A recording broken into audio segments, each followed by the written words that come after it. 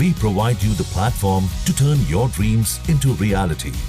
Give wings to your aspirations with KR Mangalam University. विपक्षी इंडी गठबंधन वक्फ संशोधन विधेयक पर लोकसभा में बुधवार यानी आज सियासी संग्राम के लिए तैयार है। वक्फ संशोधन बिल पेश करने की सरकार की घोषणा के बाद संसद में विपक्षी दलों के नेताओं की मंगलवार शाम को बैठक में तय हो गया कि संसदीय समिति में अपने खारिज हुए प्रस्तावों को विपक्ष सदन के पटल पर बिल में संशोधन के लिए देगा। भाजपा एनडीए सरकार सदन में विपक्षी सांसदों के संशोधनों को स्वीकार नहीं करेगी तो स्वाभाविक रूप से इंडी गठबंधन वक्फ बिल का विरोध करेगा। कांग्रेस समेत विपक्ष के कई दलों ने अपने सांसदों को अगले 3 दिनों तक सदन में उपस्थित रहने का व्हिप जारी कर साफ संकेत दे दिया है कि इस मामले पर इंडी गठबंधन सरकार को आसान राह नहीं देगा। इंडिया के कई दलों ने संयुक्त बैठक के बाद ताल ठोकते हुए कहा है कि वक्फ बिल पर मोदी सरकार के विभाजनकारी एजेंडे को परास्त करने के लिए पूरा विपक्ष एकजुट है। इस मामले पर अब समाजवादी पार्टी के सांसद जियाउर रहमान बर्क का भी बयान सामने आया है। उन्होंने कहा है कि जरूरत पड़ी तो सदन से लेकर सड़क तक हम इस लड़ाई को लड़ेंगे। इसके साथ ही जियाउर रहमान ने सुप्रीम कोर्ट में भी जाने की बात कही है।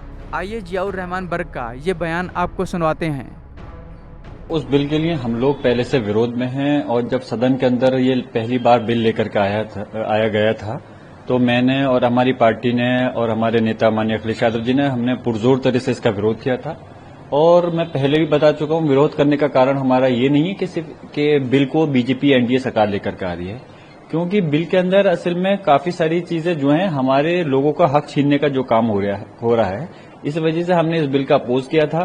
फिर जब सरकार ने जेपीसी में भेजा तो हमें कुछ उम्मीद लगी कि शायद उसके अंदर जो कमियां हैं उनको दूर कर दिया जाएगा, लेकिन सिर्फ उसमें खाना पूर्ति हुई और सिर्फ अपनी मनमर्जी के मुताबिक रिपोर्ट को पेश कर दिया गया। अब हम इस बिल के सिलसिले में हिंदुस्तान के जो हमारी समाज के हमारे कौम के जो जिम्मेदार लोग हैं सब लोग मिलकर के इस पर हम बैठक कर रहे हैं, बात कर रहे हैं, चर्चा कर रहे हैं और जहां सदन में इसकी मुखालफत कल को बिल आएगा तो हम पूरी मजबूती के साथ में इस बिल का विरोध करेंगे। सरकार के पास भले ही बहुमत का आंकड़ा है, लेकिन जो इसके सहयोगी दल हैं वो लोगों को उनको पता है कि इस बिल का अगर वो समर्थन करते हैं तो आने वाले समय में उनको इसका बहुत बड़ा खामियाजा उठाना पड़ेगा।